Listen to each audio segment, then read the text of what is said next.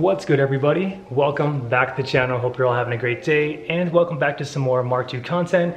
If you saw the last video, I mentioned it will soon to be time that we pull the 1JZ. Though it is running good, it is starting to leak from the upper and lower oil pans, and I did notice I am burning coolant, and also I noticed my turbo isn't as efficient as it used to be. And since business has been doing really well, I got my tax returns. I think it is time now to build a 500 horsepower JZ or stronger. But essentially, we'll be sending the 1J to Albert, who flawlessly built us the RB25 Neo in the Skyline, which is running amazing. By the way, I always have to say that. We're going to be giving the head the Kelford cam head package, valve springs, retainers, 264, 272 cams. Just go ahead and throw an OEM head gasket on since they're already metal. Give this thing ARP head studs, clean the external, paint the valve covers, and that's pretty much what I want to do with the motor itself. We'll go ahead and upgrade the fuel system with ID 1050 injectors, radium fuel row, keep it nice and simple, and then I think I'm just going to go ahead and full send the hot side. I will be trying out TurboSmart's 5862 V-band reverse rotation turbo. Heard nothing but good things about it, and it's like $700 cheaper than a Garrett G30 770, and I'm sure it flows just as great, if not maybe a little bit better. We're going to pair that TurboSmart turbo with a TurboSmart 50mm external wastegate, and to marry those two, we'll be running a 6-boost top mount V-band manifold.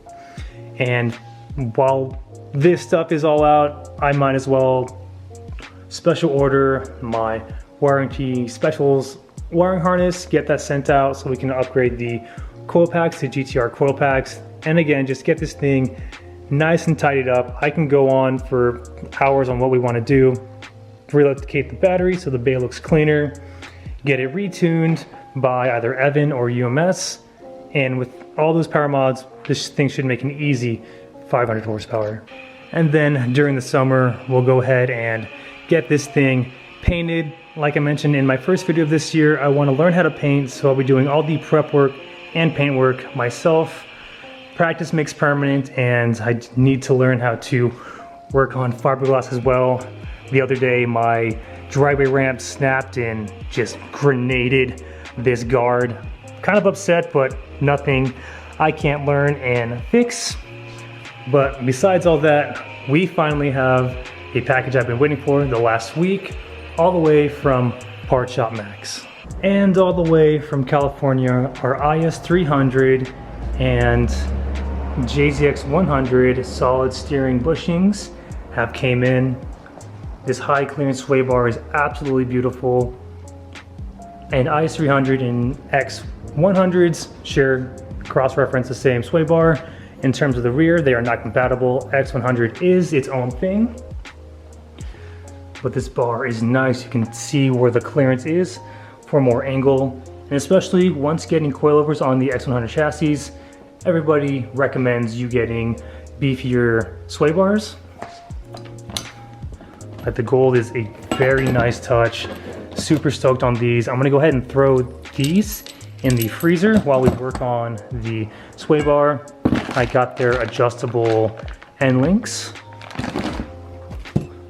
some bushings, and then I don't know the technical term for this. I'll leave it on the screen though. Prevents this stuff from moving, adds more structural rigidity. But this should be a pretty straightforward install on the Mark II, and it should also make a significant difference on how it handles and as well as angle.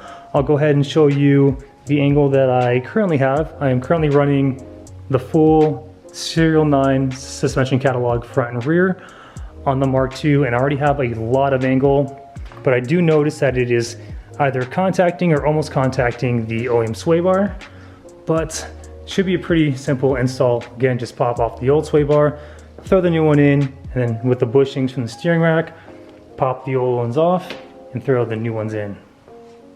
But let me go ahead and show you what the current angle at full lock is. Alright, so we have the Mark II in the air. I tested my lock to lock, and I still have plenty of clearance with the OEM X100 bar. So adding the high clearance IS300 bar is still going to be a great peace of mind. But essentially what we're gonna do first is take off the end links.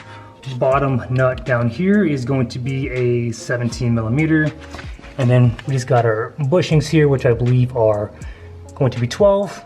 And go ahead and take off the set of 2 per side. We got this one off already, and then the sway bar should go ahead and pull right off. All right, got the OEM sway bar out.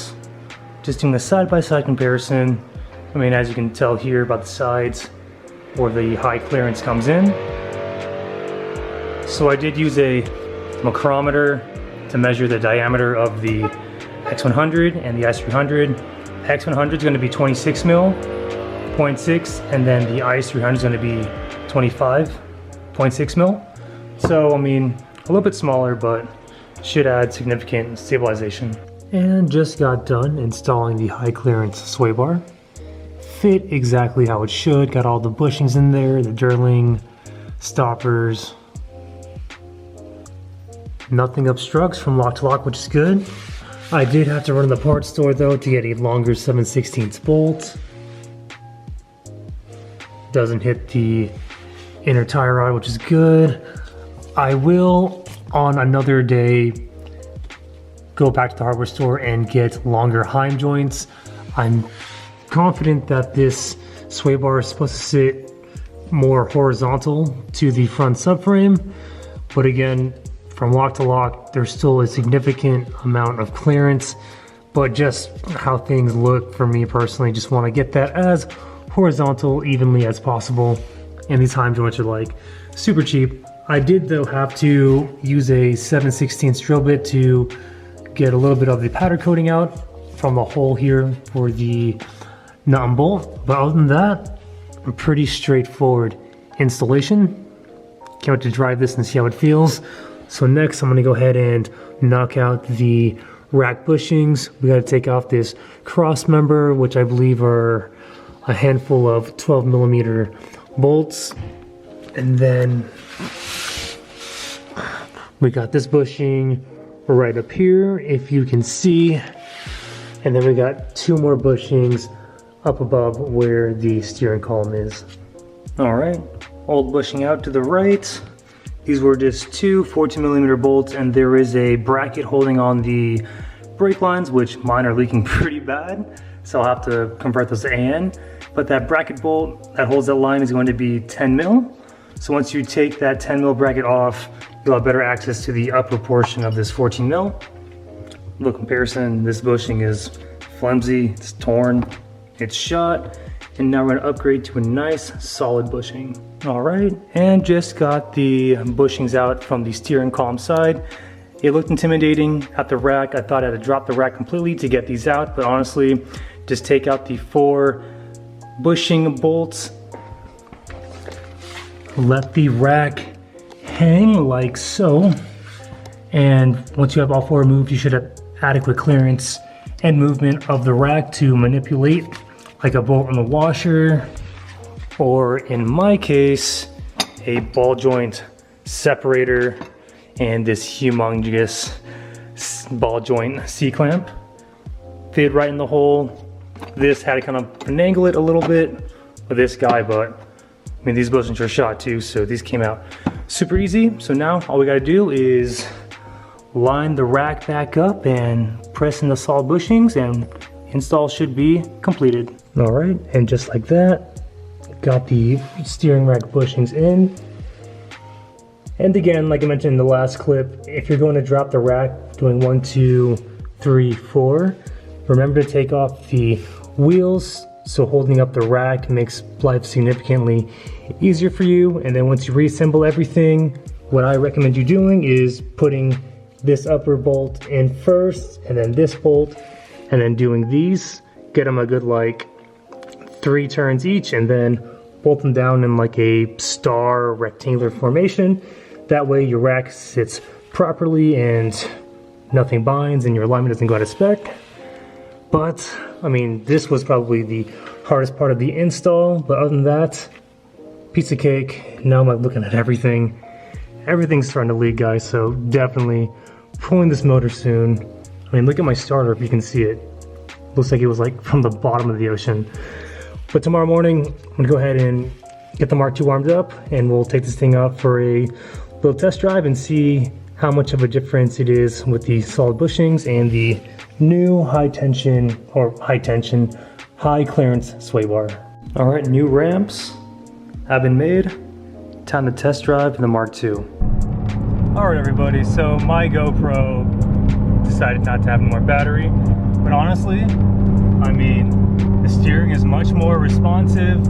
Honestly, the steering wheel feels much tighter, feels better. I mean, in terms of the sway bar, again, everything is much more responsive. So I think everybody, this is a win. I'm gonna keep driving, get back home, do a bolt check, but honestly, another win for the Mark II.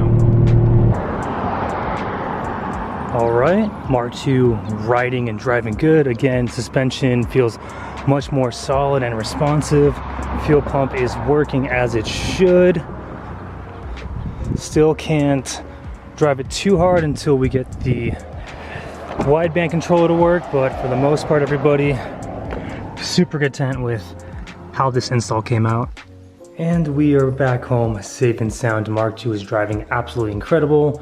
It's crazy how such simple installs make such an impact on your car. And again, this install was very straightforward, but if you do have any questions, please let me know in the comments below or DM me via Instagram. I will get back to you.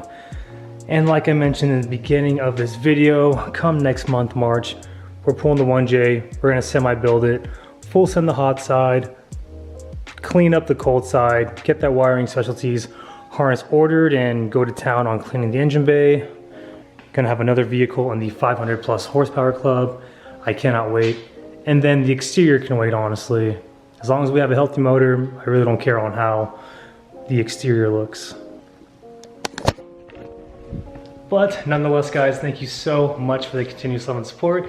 And if you're new to the channel too and want to hit the subscribe button, that'd be awesome. And remember, aim high, drive low. I'll catch you next video. Take care.